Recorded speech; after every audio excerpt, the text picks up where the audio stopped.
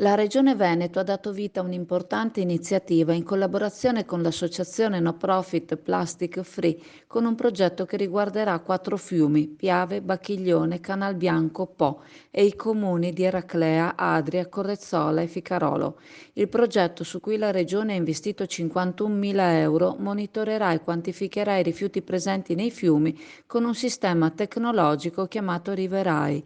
L'operazione, che durerà per circa un anno, consisterà in una serie di centraline di alta qualità che saranno installate su punti strategici quali ponti, moli e banchine per quantificare i rifiuti flottanti e passare poi alla fase 2 del progetto, in cui si utilizzerà un altro sistema, il River Cleaner, in grado di raccogliere i rifiuti flottanti, smaltirli o riciclarli.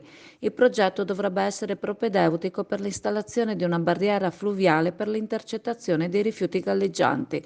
Secondo il responsabile enti locali Plastic Free Onlus, gestire la presenza dei rifiuti sui fiumi ridurrebbe del 50% l'inquinamento del mare. La plastica che finisce in mare si riduce in frammenti sempre più piccoli, trasformandosi in microplastiche che possono entrare nella catena alimentare. La plastica diventa quindi dannosa per l'ambiente e anche per l'uomo. Il referente regionale Veneto Plastic Free Onlus ha aggiunto che il Veneto si dimostra all'avanguardia nella lotta all'inquinamento da plastiche, ricordando che l'associazione Plastic Free in 2 anni ha organizzato circa 600 appuntamenti sul territorio veneto, rimuovendo 165 tonnellate di plastica e rifiuti dall'ambiente, grazie al contributo concreto di 5.744 volontari, entrando in 192 istituti e sensibilizzando circa 13.000 studenti con varie iniziative. Come ha poi affermato l'assessore regionale all'ambiente Bottacin, i rifiuti galleggianti, soprattutto rappresentati dalla plastica, sono un male del nostro secolo ed è fondamentale educare le nuove generazioni affinché facciano il meno uso possibile della plastica.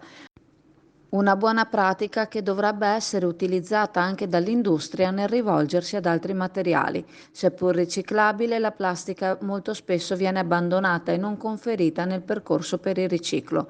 Il Veneto, ricorda Bottacin, ha performance di altissimi livelli sulla raccolta differenziata riconosciuti a livello nazionale. I sistemi Riverai e River Cleaner sono stati ideati da una startup innovativa, la Blue Ecoline, nata per tutelare l'ecosistema marino. I due sistemi, che impiegano algoritmi di intelligenza artificiale, hanno il fine di ridurre l'inquinamento marino.